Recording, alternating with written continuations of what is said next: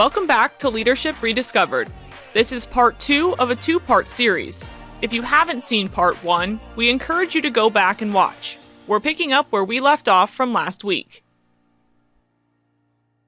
Yeah, I'm curious when you have to collapse roles, or I know sometimes when these situations happen, the hierarchy flattens a little bit, and sometimes that can feel like a lack of opportunity, especially the higher you go in an organization. There are fewer spots for you to continue to move upwardly into.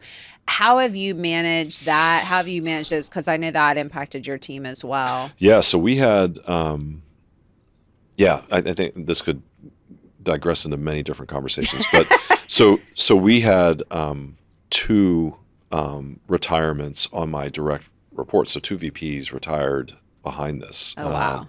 2 really skilled leaders with a lot of industry experience. One was our Canadian leader, Aaron, and one was Frank, who was it's called geography. But so those roles were, we debated not replacing some of them. Because again, that's always an option. That's a cost saving there. Yep. And we determined for succession planning purposes, for talent, and actually just frankly to run the business, it was going to be a necessity. Because when you start looking at span of control for my office and then subsequently down, it was like, is this even fair? Yeah, realistic. And I'm not worried about my span necessarily, but more, I mean, I've had wide spans of control in the past, but there's a certain, I think it's pretty clinical in terms of what is appropriate. Yeah, you can only push it so far. Right, you can go far, but then industry would tell you, any expert would tell you it's too far. So we opted to replace both of those. So then that created 2 opportunities that don't happen very often. Right. Right. And that creates a daisy chain of effect. And it only creates a daisy chain if they're sourced internally, and both just happen to be sourced internally. We had some really tough choices to make with some really talented folks that went through that process, right? So we made them. We just finished that up. So we replaced Erin in the Canadian market with a really talented young lady by the name of Tracy. She would probably say I'm not young anymore, but she's very young in my eyes. Right. She's she'll great. Be fine with it. Yeah. She'll take it. Very young. She'll Tracy's take it. very The young man by the name of Prakash, who took over Frank's role, and they went through a gauntlet of interviews with me and cross-functional team members, and frankly the previous owners in some regards. Wow. And did really well. And but I would say we were faced with a really talented pool and really internal pool. Internal pool. Yeah. Yeah. I mean, we did go external, and we and our bias, mine 100%, is to promote within. If I can't confidently do it, I will absolutely go outside. Yeah. But that's a bias for the company too. Great. And so we were blessed, but we typically run concurrent. It's almost a mandate. We run concurrent external search. Yeah, just to see. Yep. So we did that both in Canada and in this geo role. And hey, there was some great talent out there for sure. And I talked to a number of them, but I felt like we had a number of really good candidates to choose from for both roles. So that was pretty cool. So what ends up happening now is you've got now director roles that are vacated, right? That even though you collapsed, it's like, well, now that we now that's open. So when the message went down in March, it's like, okay, well, now all these director roles are gone. What do I do? I don't have any opportunity. And all of a sudden, boom. It's like, now we got 2 here. Yeah. So there's a cascade effect. There's that dominant effect that starts to there's happen. sales opportunities in various geographies. We had some folks that just wanted a change, and we supported that change, where they just wanted to call on a different account or take on a different experience. And it's not done. Like once the daisy chain starts, and I think it's going to last for another 6 to 12 months. And I always think it throws people off especially if a company is going through any sort of reduction, downsizing, to see open positions really throws people off, because they're like, wait a second, why are you hiring if you are eliminating positions? And you're like, well, funny how this all works, but actually some of those changes actually create opportunities over here. So your question, which absolutely is coming up now, it was, how do you talk to people about doors closing? Yeah, because to say yes to those great folks is a no to other talented folks. Or folks that aspire for a director role that are, one click below, that now see a bunch of doors closing and they're like, I'm never going to get to that role. I love when someone says never or always, because it's, it's false. So So Yes. I've had conversations as recently as this week so I'll get to the candidates that we disappointed. Yeah. But, I've said to some more junior folks, like, look, just when you think the door is closed, something happens, right? And this is a good example of something happening. We're gonna continue to be aggressive on acquisition. We're gonna continue to watch people be asked to take on different opportunities, and you just don't know when they're gonna happen. Like, God knows the company could put me in a new role, and that creates a daisy chain of epic proportions, right? Or you just someone never know. decides to retire and we didn't have that on our radar, or someone finds a new opportunity that just works for them and their family, and all of a sudden we've got a cascade effect that we've got to work on. So for me, it's never say never. 100%. And we treat succession, and I was just on with my HRBP right before this, and we were talking about succession planning. And do we have these key roles? And when I say key, I'm talking about L2, L3. So my directs and their directs. Yeah. Do we have them sourced? Do we have the right talent? Do we have a pool that we can pull from confidently? Yes. And if not, what do they need? Yeah, So and that's especially important as soon as new people go into the roles. And people think I'm crazy when I say that. Day one, start thinking, if you're 100%. brand new into that role, Yeah. immediately start thinking about your own succession plan. Yep, agreed. So so getting back to those that went through the VP process and disappointed. So that I would say, outside of letting someone go, disappointing someone that you respect deeply and has been delivering, and I'm not saying this because we're recorded. I will say this: I don't put anyone through an interview process to pacify them. Oh, I think that's total. huge. Yeah, don't do that, people. Well, Don't do that. Well, but I know folks that are like, we should put them through the process, and that'll pacify them. No, it actually pisses them off, right? Yeah, because you're giving them false hope that they actually have a shot when they don't. And then you got to unwind all that. Oh, yeah. So we had 3 individuals disappointed on the U.S. role, and we had 2 in Canada. So I had 5 in total. 5 really talented folks. Now they are at different stages of their journey. Yeah. They absolutely could have done the role. In some instances, it was neck and neck. Like, the debrief was what really brought closure in one of the searches. I won't say where, but it was like, okay, let's beat up these factors, these competencies, because these individuals were that good. Yeah, which is a great It's a great problem to have, but not for them, but for you. Well, right. And having those conversations and disappointing folks, and some handle it well, some are pissed, and how do you get them over that? And how do you, in my mind, it's the recommitment to being transparent and treating them thoughtfully and carefully, and then they've got to make choices too, right? And I'm like, look, I want you to stay, and let me tell you what we're going to do.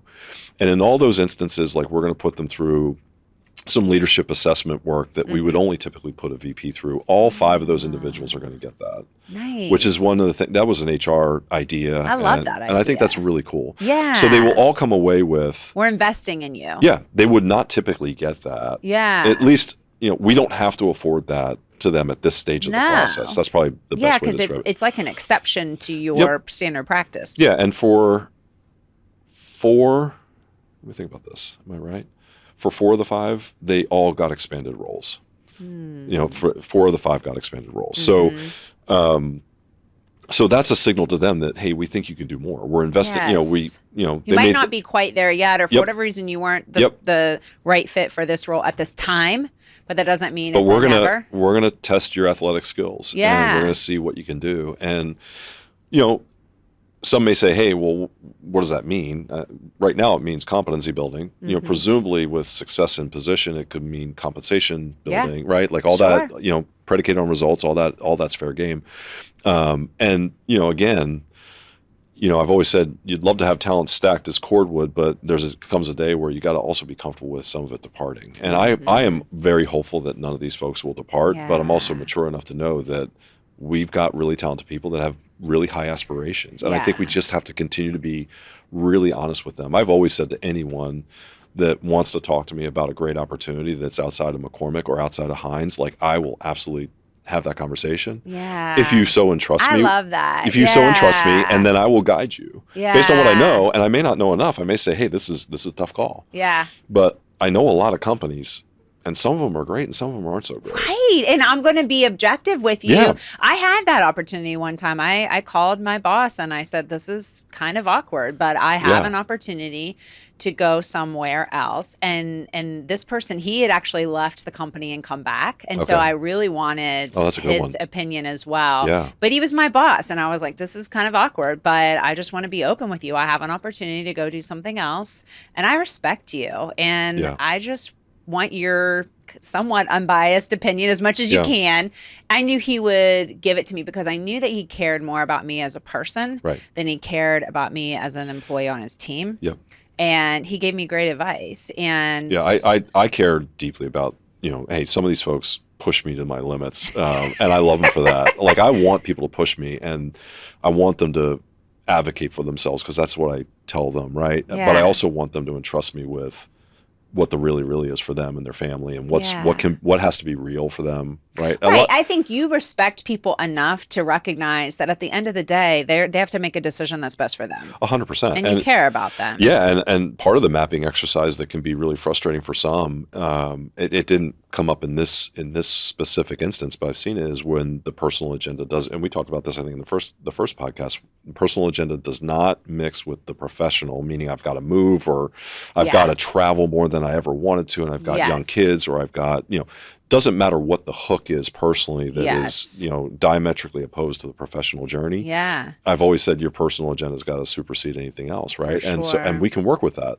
as long as we know it. Yeah. If you don't disclose it, then it's a mystery in a box that I can't actually work around. Yeah. And I'd like to think that most folks entrust us with that, and they know that we care about them sincerely. Yes. But that's and deeply. So huge. And that requires a lot of emotional maturity and setting the ego aside from a leader perspective. Yeah, I mean, I haven't done it at McCormick because I haven't been presented the opportunity. I've definitely coached someone, more than someone. I've coached folks away from opportunities, not to save them, but to, I said, you need to really think through this, and this. Mm-hmm. If it were, sometimes it's just a massive compensation shift. There was one, the massive compensation shift early in life, young kid, and it's like, I can't replicate that for two more moves. Yeah. And you're saying that's your number one priority. Guess what? You probably should take it. Yeah. Which is heartbreaking to watch someone, but that's the best thing for them, right? Yeah. So, but yeah, I've definitely had more conversations on, like, really think about the equity that particularly as you get to more senior levels. Like, it's hard to create sponsorship and advocacy if you're wildly talented. You're throwing, you're assuming that you can recreate that, and I am absolutely a case study of where I thought I could and I couldn't, Yeah. Because you underestimate how invested some folks are in. That's what I would pressure test with anybody. Like, unless, of course, you got like a $60,000 increase and you're making $100,000, you're like, okay, I got to do that. Yeah. Like, I got to do that for my family. Yes, of course.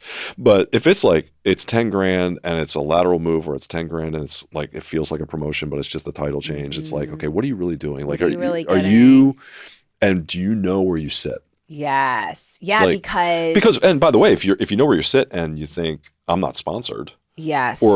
And I would tell somebody, like, hey, you're in the middle of the pack, and if this gets you to the top of the pack somewhere else, like, go. Yeah. Yeah. But like, I think sometimes people will underestimate credibility. If they have good credibility in their current organization, number one, how much time that takes. And number two, the fact that you just don't automatically go somewhere new day one and have instant credibility unless you're a consultant.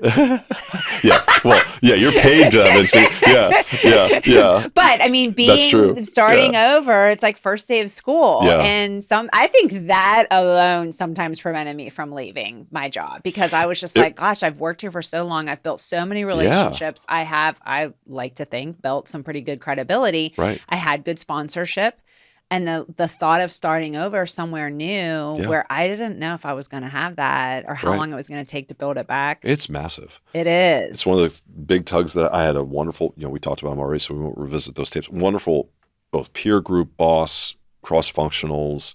I felt like I was treated fairly from a compensation perspective. I know I could make more. I pressure tested that. I knew. Yeah.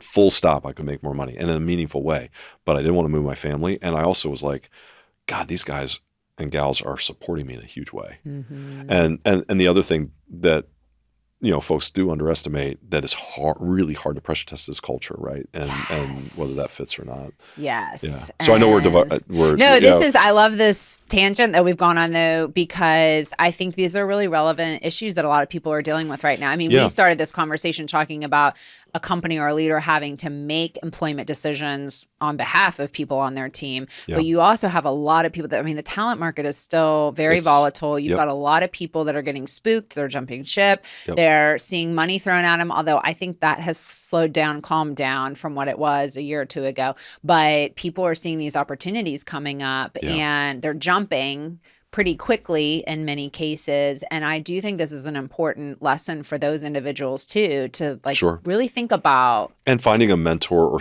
a safe place. It doesn't have to be me per se if it was McCormick, but again, some have entrusted me with it and I treat it very carefully. And the company probably wouldn't want me to say it. I treat it as what, if my daughter was coming to me, this is kind of hokey, but if my daughter was coming to me, I would want to give her the most clear insight possible. And I treat those conversations as if it was a family member. Yeah. And, because you want what's best for them. Yeah, that's 100%. Good leadership. Yeah, 100%. No, it's hard. I know.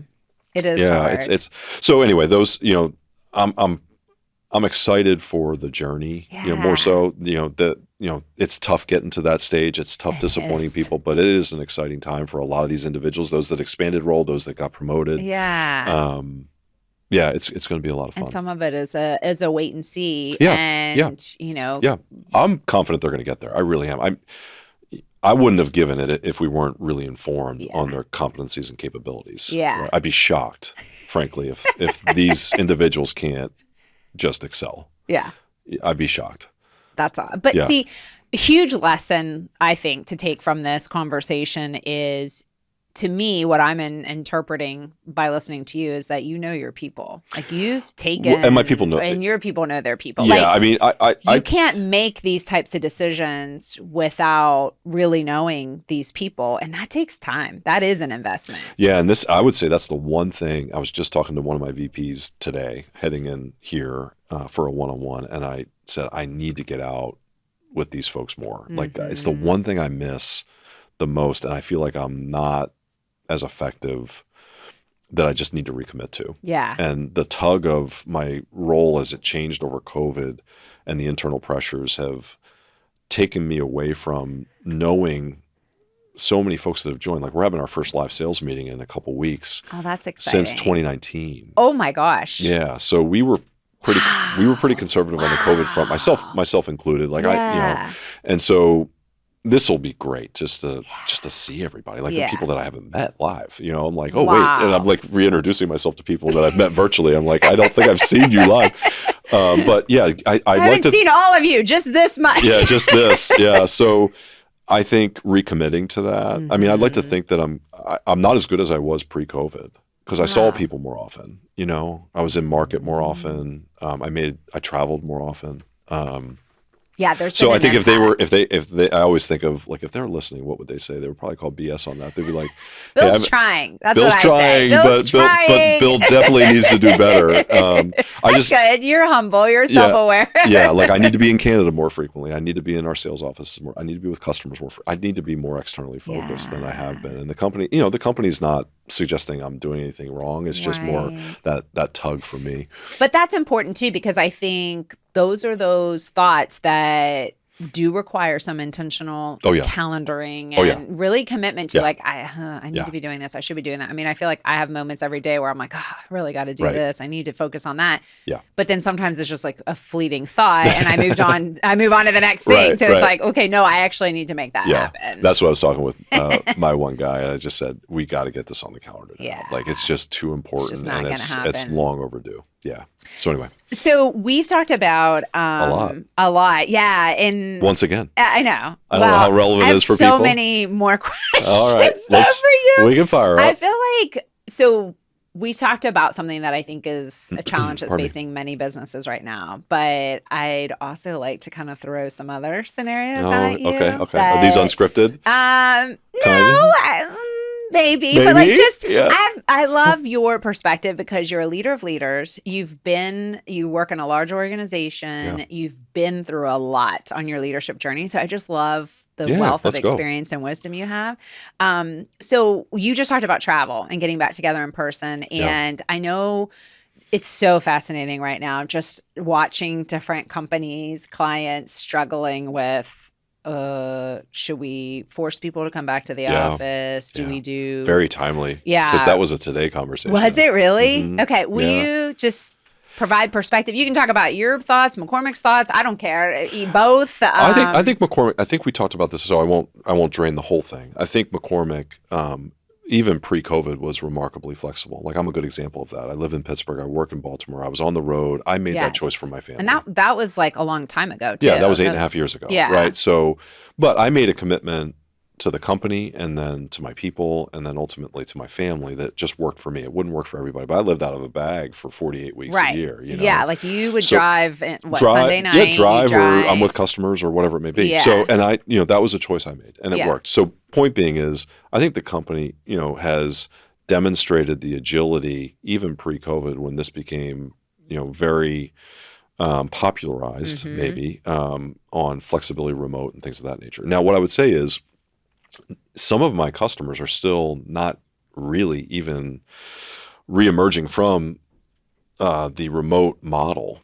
Yes. Many are Canada, especially because I know you have Canada as well. Yeah, Canada is definitely opening up live, meaning customer meetings. But I've got large customers, I won't say who, but large customers that are still predominantly virtual, right? So, and so there's that, and then there's the how often should we be together? Yes. Debate. How often, and is this valuable? Yes. And what I would say is that is like, blades of grass in your yard. Like there are thousands of points of view. It's like looking up at the stars, right? So, but I think the cornerstone for us, which is how I'll respond to the question, because I think each company would answer it differently, is we want to strike the balance of offering our employees the flexibility that we think matters from a talent retention and just personal effectiveness and life balance,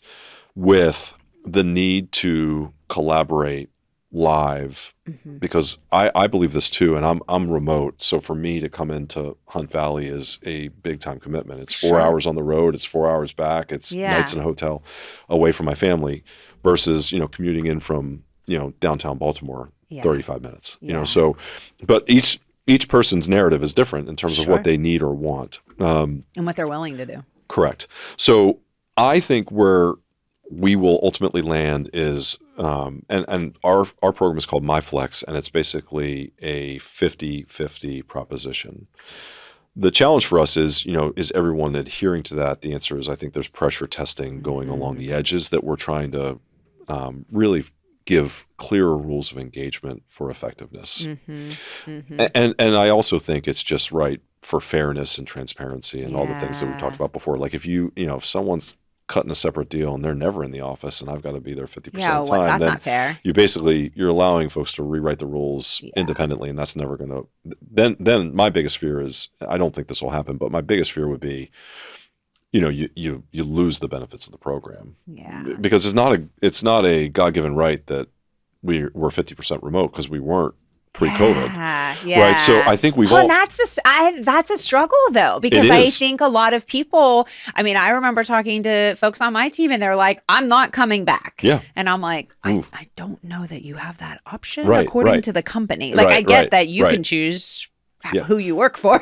Well, right. But like, I'm not sure that you're actually going to be given the option. And that's tough. It is. And I think that's, I wouldn't say I think, again, we're doing a good job. I think we're trying to be fair, thoughtful, practical. Yeah. But we're also trying to ensure that the principles are held. Yeah. I would say that never before in my career has flexibility risen to the top of a discussion as to whether they're going to work for you or not. Right? Like I've had conversations with folks as recently as the VP search that we just talked about, like, hey, I'm not willing to do X, but I am willing to do Y. And because once you get a taste of it, and if you really like it, yeah, it's being worked into the negotiation process 100%. more so than vacation time Yep. and some of the things that people compensation people used to negotiate. Home may be more valuable, to your point. Outside of compensation, home may be more valuable than sick time benefits. Yeah. Certainly vacation. I see folks. Pardon me. I see folks absolutely viewing that as a differentiator. I see folks using it to attract talent. Yeah. Right. There are different schools of thought on remote, and so so I think my view is I think we're at a good balance. Not everyone agrees with that. Not my industry peers have very different philosophies. In fact, we talk about this openly. I have a share group next week, and it's going to be a topic. Like, hey, who's back? Like some companies went back like immediately. Like mandated. 5 days a week mandated, and they were losing people. And they're like, yeah, guess what? That's okay. Yeah. I'm not there. I think we've demonstrated that we can be effective remote. Yes. But rallying around complex issues and onboarding and leadership and coaching. Yeah. Like if you're sitting in your office for 50% of the time, it's a complete, utter waste of time. Yeah. If you're walking the floor, if you're meeting with folks, the flyby for me is some of the most valuable time I have, particularly with junior folks. I love that flyby time. Yeah, and they know when to get me, those crazy people, but they get me early, usually when I'm rocking out to some music. I was one of those crazy people. I knew when to get you. Yeah. So, but I love that. Like they feel comfortable. And I just had a conversation with a young lady who's super talented about like her journey and where she is in life and what she's aspiring to do. And she's absolutely interested in advancement and things of that nature, but she's got some personal constraints too. So, you're just never going to pull that off. Yeah.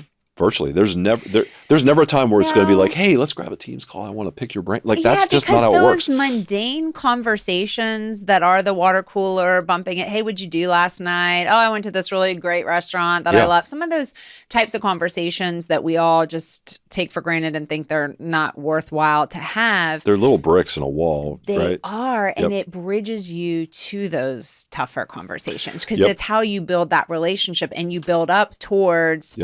Hey, Bill, I'm thinking about leaving this organization, and that's a hard conversation. Or I need to talk to you about X, Y, or Z. It's sensitive. Like there's just a trust that happens live that you can't get on a 1-by-1 picture of myself, with just my head. But I think that's to me, that's a happy medium, like a 50-50. Gallup's done a lot of research on it, and they've said essentially it's like 2 or 3 days in versus 2 or 3 days out of the office. And I think it's what you do with that time that really matters too. To your point, like if you're going to call people back into the office, but they're going to sit at their desk on Teams calls all day, are you really getting the value out of it? And we've got some of that we're still working through. And I think we're getting better. Like, folks are now, like, I'm like, hey, look, if we're here and it's like 100% we're here, let's get in a room. Yeah, can we get in a room? Let's be here. Yeah, and do the things you can't do when you're all at home. Like, let's go to lunch together. Let's go grab a coffee together. 100%. Let's hash out, like, just something that's funky and hard to talk about. Do it live, but all I think in the room. Transparency, like our chairman talked about it today. And I probably bristled a few folks, but I think all he was doing, in my opinion, was just reinforcing the principles that we've adhered to and why it's valued, meaning in person versus remote. And those that are desiring 100% remote, it's harder and harder to find. Yeah, it is. But they are there. They are absolutely there. My industry is pretty rare. Most are in a hybrid. Yeah. Right? Yeah. But I know of very few that are 100% remote anymore at this point in time. I would argue more are actually struggling with, can I go back to full? Yeah. And I personally think that would be destructive. Yeah. I don't think it's necessary. I don't know that we've proven that's necessary. No. So I like the balance, probably spend a little bit more time than you want. No, because literally I hear about this, people asking me, hey, what are you hearing? What are other companies doing? How should we handle it? It's a hot topic. Yeah. And I think that the other, and I've seen it work and I've seen it fail, is when the war for talent, and at times, it doesn't matter what it is, necessitates flexibility at times. And so I always think that our employees, it doesn't matter what company, so this isn't McCormick specific, but they're looking for cracks in the armor on the promises that you're making and or the principles that you're driving. It's like, well, wait a minute. Why is someone working out of Texas, 90% of the time, and I can't work out of downtown Baltimore 90% of the People time? are very aware of everybody else's arrangements. Yeah. And it's like, look, if you're transparent with them as to why. Yeah. You may not like the answer, but you can at least address it. Yeah. It's when you're not that it becomes. But I would say that needs to be the exception versus the rule. And right? make the why something that's worthy of. It's got to be really compelling. Don't make it some BS excuse because people see through that. 100%. Yeah. Yeah. And again, I don't think I've seen examples of it elsewhere. I've seen not many, but a few in our organization. It's tough to navigate. Well, I would just like to take a little history tour and commend you because I remember you calling me. This would have probably been like 10 years ago. And you were like, hey, how big of a deal would it be to give my team a little bit of flexibility? Oh, yeah. And that was pretty progressive, Bill. That was many years ago. But you were thinking. We piloted at Heinz. There was a woman who I adore, so I'll say her name too. Like I've mentioned all these people. I know, I love it though. Yeah, but I think it's Christine so cool. Anderson worked with me, but really was the shepherd for splitting roles and almost dual roles at Heinz. A job share and things like that. Yeah, thank Very you. Better cool. said. Yeah. And also, we had a group that piloted work from home that was a pretty conservative work from home for Heinz. And we piloted in my group, and there were a lot of people that did that work, but Christine was one of the job share folks, and we did it, and we proved that it could work. That's so cool. And until you put water through the pipes, you really don't know. Yeah, sometimes you have to try, but just that openness to flexibility. Yeah, and I think folks just, again, treat me like an adult, tell me what I have to do. And I've always felt like I care when they're, I don't want to undermine what the company's trying to do. And I believe in the principles, for instance, at McCormick. I really do. Mm-hmm. But at the end of the day, if your child's sick and you're going to be 40% this week, make it up next week and just get the work done. Yes. You know what I mean? Absolutely. Like, let's deal with life first. Yes. Let's make sure you're good. Yeah. But, that doesn't mean that your work commitments go away. Exactly. You got to figure it out. Yeah, it's just like you said earlier. Like, we want to be flexible with people. We want them to have a good personal life, but we also have a business to run. And if you're doing laundry and doing errands when you're supposed to be doing work, I got a problem. Yeah. Right. But if you can fit that in at the same time that you're pumping out great work, okay, got it. Exactly. Like, love it. Yeah. I'm Way not to be capable. efficient. Yeah, I'm not as capable, but God bless you. Yeah, no, but I think that's fair. That's Yeah. fair. And to me, that's a happy medium. It's, we're not going to take advantage of you, but don't take advantage of us either. Yeah, 100. Yeah, big time. And that's the risk when that's about the clarity of purpose and ensuring that folks really understand. When you say rules, it sounds so restrictive, but it's like, look, don't be the person that screws this up for everybody else. Please just don't do that. Like, please don't ruin it. Yeah, for everyone right. Else. We're gonna lean in. Yeah. The company's gonna allow us to lean in, or we're gonna lean in together. Yes. Maybe not even ask for permission. Right. Not that happened. But no, I would have never said just keep it on the DL and don't tell anyone. Don't Bill. tell Beth. I mean, so she'll never listen to this. Yeah, she'll never listen. Yeah. So, but you know what I mean? Like, let's breed the confidence that we can handle it. Because we want this to be a reward. So let's respect it and handle it well so that we can maintain this reward for everyone. That's kind of what we're going through right now at McCormick. And I think it's highly unlikely that anything goes away. I think we would have to have just like full anarchy. Such a strong business case too, like why it would make sense. But what I would say is, why even put the leadership in a position to have that conversation? Yeah. Just play by the rules. Just play by the rules. And everyone gets to take advantage of those. Exactly. Right. I love it. All right, another hot topic? Let's do it. Okay. So something else that's very top of mind that I'm hearing a lot about is well-being, mental health in the workplace. And if you think about, we're not seeing not surprising, but we're not seeing any good reports about the impact that the pandemic lockdown has had on people's mental health and well-being.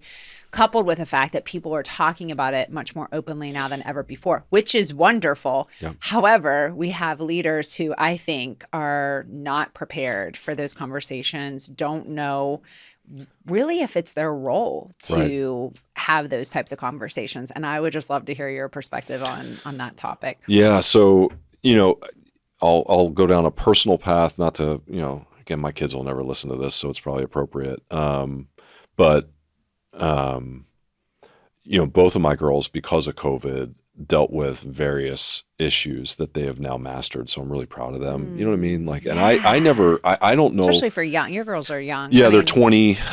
I'll round up. They're 23 and 20. That's young to me. Yeah, that's young to me too. Yeah. They tell me I'm old, so, but I'm so proud of how they handled that. And they also had the patience to educate us as parents that I would say it's a generational thing too, right? Like some generations are more comfortable having that conversation. For sure. I would say the gift that my kids have given me beyond humility, keeping me humble, right, is that was one of them. It's not how you want to learn about that, but we learned about that as a family. And so I'm sensitive to it. Yes. I would never wish that on any leader to go through that with a child, but you do learn a lot about yourself, and you do learn a lot about what tools are available in society, and also what tools are not, and the struggles that are there. Yeah. I've only experienced what I would say is maybe stepping back.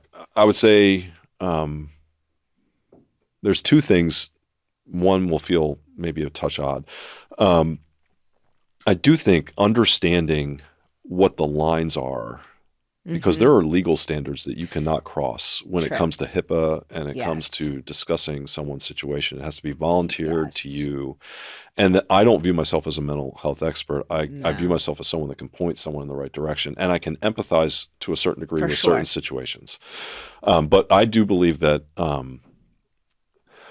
it's about access. I had a really she left the company, and they were dealing with issues that my daughters were dealing with. So I won't obviously mention names or anything like that. And she went there with me in the last call it the last 3 years, and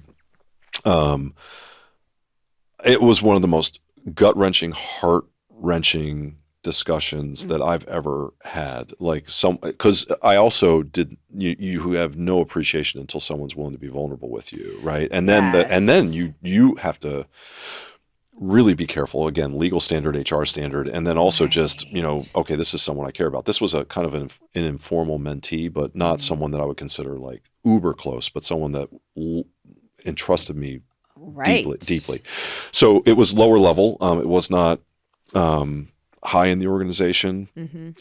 But we had really thoughtful discussions, actually multiple discussions. And I just shared what I saw and struggled with personally as my daughters went through some stuff. And I think just having an empathetic ear is probably job number one, and then quickly pivoting to here are tools at your disposal, because I am not a medical professional. I am not someone that is skilled enough. I want to support you, and here's the best way I can support you. And the hardest part is, disclosing it to me is not really the enabler.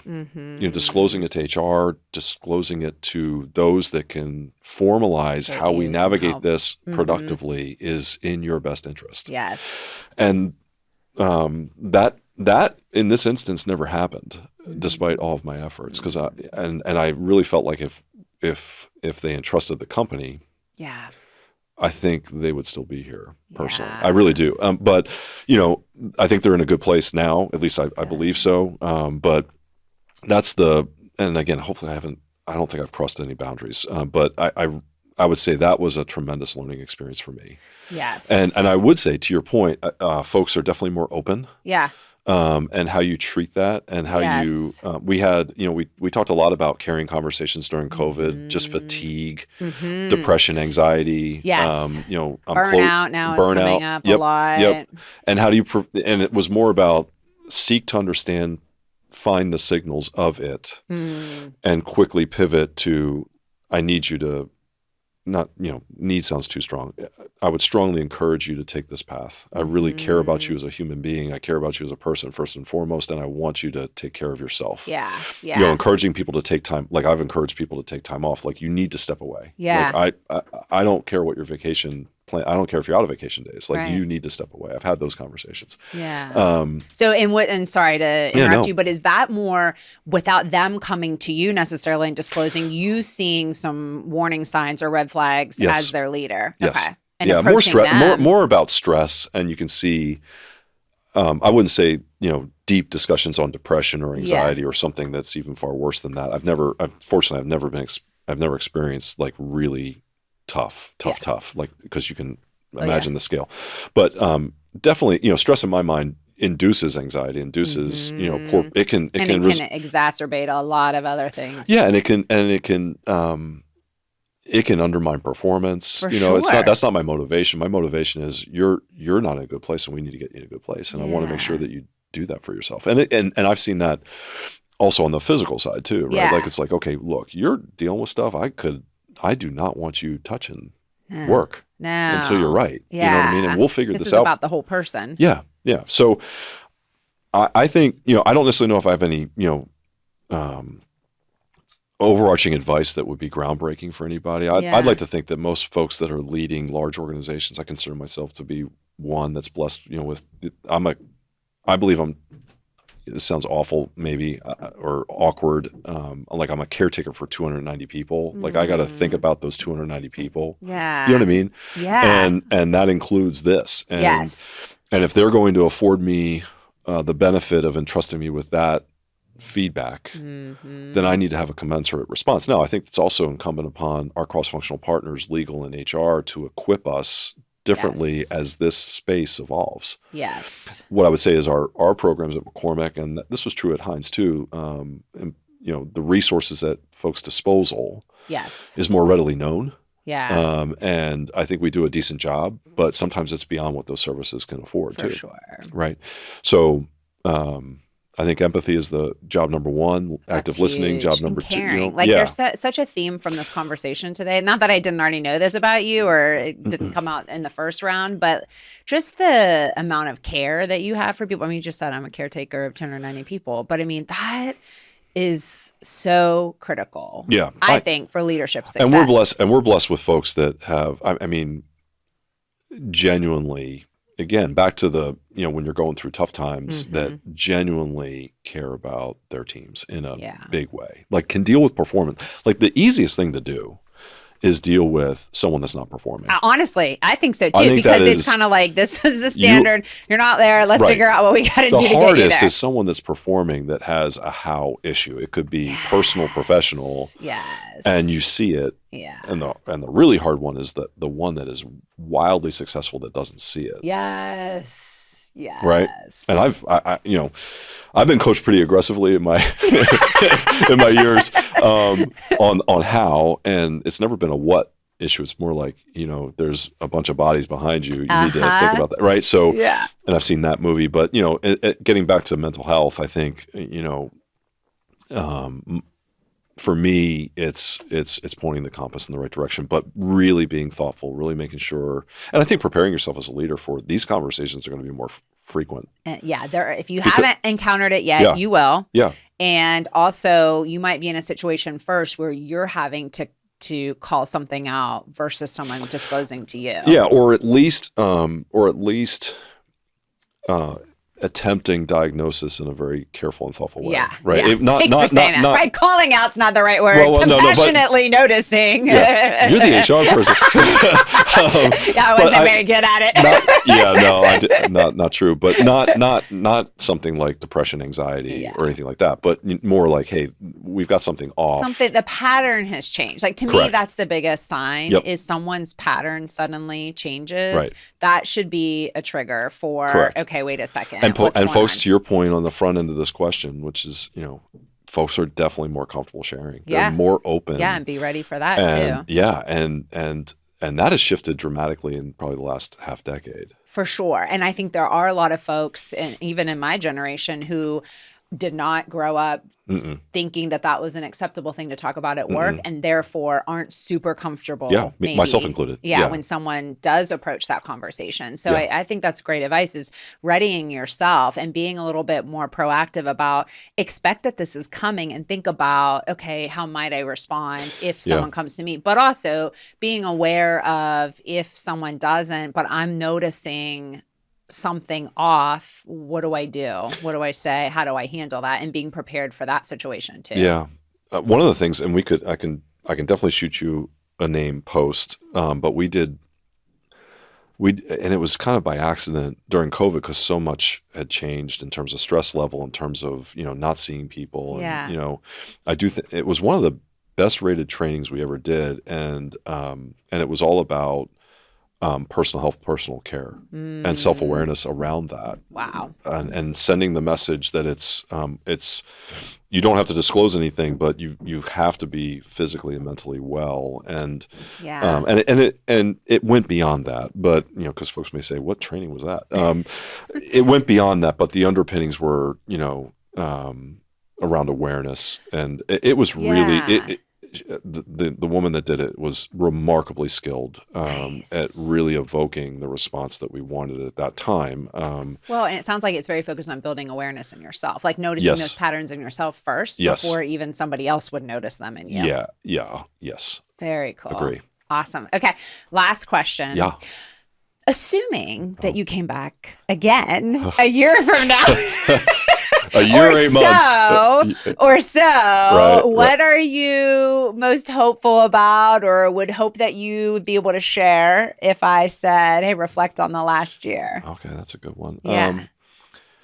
Well, I'll tell you what I'm most excited about. Not most, but certainly some things that I'm excited about that I would hope come to fruition. Like, we've got, as we discussed already, we've got a lot of folks that are taking on new journeys, new leadership journeys, and that's going to continue. Yeah. And I'd like to come back and say, wow, you know what? I learned a lot from these really talented folks. Like I've got, I've got the most diverse team I've ever had around my table. Oh, that's awesome. Right? I've got 3 women. I had 1. Wow. I've got a person of color. Yeah. And all of them and wildly different skill sets around that table. Nice. Diverse in many factors. Yeah, and that's not an indictment on the past tables of any kind. Like they were all effective, but this is really new. Like this is about as new as it gets. Wow. Right? Like we've got 4 new leaders with less than a year in role around that table who are leading big organizations and big businesses and going to have a material impact on how our sales function evolves. And they bring with new comes new perspective, new challenge, new questions, new ideas. And I'd like to think that I'm going to learn as much from them as I'm going to help them along their journey. Right. Very and cool. I'm really excited because they're already hitting me and challenging you and stretching you. Yeah. And I love that. I mean, up to a point. No, I do love that. And I think all of them have unique skills to offer, meaning there's new folks, but there's some really tenured folks that I have a real ton of respect for that I think are going to influence the journey and continue to have the passion. So I'd like to think that, if you were saying, hey, what does your function look like now? Yeah. How did folks assimilate to their new roles? Like, what did you learn? What are you doing differently? Yeah. Like, what did they advocate for that you weren't thinking about? Yeah. Or that they were passionate about for their organizations? Or how did they pivot? Because they all have inherited, in some instances, a model that they didn't create, but they have the opportunity to shape it. They've all, to a certain extent, and I'm talking director and above, but this will be true for account level managers that are inheriting new businesses. Right, that daisy chain. Mm-hmm. Yeah, like an example, we've got a new gentleman, Blake, who again probably will never listen to this, who's leading the Dollar General business for us, and we had a stalwart there forever. Mm-hmm. Like we've got like big customers that had folks that were up against them for 10, 15, 20 years. Wow. So it's like I lost all this experience. There's like big shoes to fill. Big shoes, but different thinking. Like, and who's going to who's going to grab that? Yeah. Who's going to that's what I keep telling the folks. Like, this is for my directors and above. I didn't give you this so that you could manage it. I gave it so you could lead it. Yeah. Right. So like, how are you going to lead it differently? Like, if you're going to lead it the same way, you probably have really short shifted yourself in terms of what the opportunities are, because you've got unique perspective. And I would hope they would say, hey, Bill, we messed this up and we need to think through this differently, or I've got an idea that I think we can advance. Just a different lens on the business has always proven to me to be really fruitful. Yeah. Right. And these are bright minds that have seen different movies than I've ever seen. And they come with different skill sets and have different passions around the people agenda and the performance agenda and our growth agenda. And really hopeful that that's going to be something that we could potentially share in episode 4. Unless this is 2 I'm episodes. Glad that you've committed. This is definitely 2 episodes. Is it? I don't even know. I mean, did you really think that we would only have like a 30-minute conversation? I'm not looking at the timer under fear that we've gone like 6 hours. Not quite. Yeah. Okay. No, good. this is definitely a 2-parter, and I'm so glad that you've agreed to come back for a 3rd time. Thanks, Wow, Bill. Outstanding. But hopefully that answers your question. I'm really excited about that. In addition to like the business, and I think the business has got a great trajectory, but that's not what this podcast is about, right? It's So about leadership. Yeah. I'm very excited about that, and I kind of shrivel up and die when I'm not learning, and when I'm surrounded by people that are super passionate and can test me and push me and that's challenge my energizing. thinking. I love that. Yeah. Like people are like, "Man, you've been in this role a long time." No, not really. No, because if the it role's continually evolving. changes, and you get stretched and pushed into new ways of thinking, then it's not the same thing. Correct. Awesome. Yeah. This has been awesome. Yeah, you enjoyed it? Thanks for making the 4-hour drive to I get enjoyed here. it, as always. Is there anything else you had? Or Well, the lightning round. oh, this is... Come on. Can we edit the lightning round? I Maybe. failed miserably. Listen, it's new questions. I'm not going to give you the same questions as Are last you giving time. me more time? No. I feel like I failed Everybody you. gets a minute. A minute. 60 seconds. Okay? I want the producer to note that I am protesting the minute. Okay. It's staying in. All right. 60 seconds to answer as many open-ended questions as you can. Okay, let's All go. right. I'll skip the first question because that is a stumper. Okay. I'll give you a little pass here. On Okay, your mark and thank set, go. What most meaningful piece of clothing or jewelry you own? Oh, it's my Eagles biking jersey. Nice. If you catch me by the fridge at night, I'm probably sneaking. Cereal, like milk for the cereal. Yeah. Best place you've traveled to? Ooh, Ireland. Nice. First job? I was a busboy / dishwasher at Friendly's. I love Friendly's. Yeah. What was your favorite subject in school? Oof, science, actually. Science. Yeah. Okay, I would have guessed math. Best gift you ever received? Ooh, that's a We're tough gonna one. make someone mad. No, I'm going to go right now because my birthday was Monday and my wife got me Blink 182 tickets and I cannot wait to go see Blink 182. Good job, Jerry. Okay. Yeah, Jerry did a good job. What superhero do you most relate to? Oh, good Lord. Oh, man. I can't. The Flash, because I'm moving way too fast. Awesome. Okay, that's the best way to end it. I love it right there. The Flash. That was a good answer. Was it? You got through a lot. Okay. That wasn't so bad. What was the first one that you were going to stump me with? If you wrote a book, what would the title be? Oh, good Lord. See? Really? Oh, See? that would have been the whole That's thing. how much. You have empathy. That's how you much I love actually you, Bill Simon. You exhibited some empathy. Gave you a little pass there. It would have been like I think it would have kind. been like do the opposite because like for the first 15 years, as I reflect back, I'm like, God, how did someone was kind enough to help me through, because here's all the things I did. Now do the opposite. do the opposite. It's like Opposite George, right? The Seinfeld episode, which is a great episode. Anyway, all right. Oh, this is amazing. Thank you, Bill. Hey, thanks for the time. Hopefully, he's getting paid overtime. Is he getting paid overtime? All right. Are we done? No. Let me close it out. You're gonna close it formally? I'm gonna formally close it. Maybe. Okay. Hey, why don't you take us out? No, I'm not doing that. I can't do that. No. Well, hey, I'll take us out. Take First, us out. I love these, and I hope you know just how powerful these sessions are for folks that listen, because I have folks that have now listened to subsequent episodes, and I think you're providing a great service for probably more than you give yourself credit for, or maybe even you're aware. So Thank you. I think this is invaluable if it helps one person. I know that you believe that down to your core. Yeah. And, for those that haven't worked with Laura, I would encourage you to give her a shot at Shine Consulting. That's a shout out. Oh, I like this. Right? Yeah. And for those that are contemplating coming on your webcast, it's one of the most enjoyable experiences. So I would encourage any leader that's looking to maybe share their journey with you. It's a really fun time. So thank you for Bill. affording us that opportunity. Nice. There we go. Thank you. Yeah. Shine bright, everyone.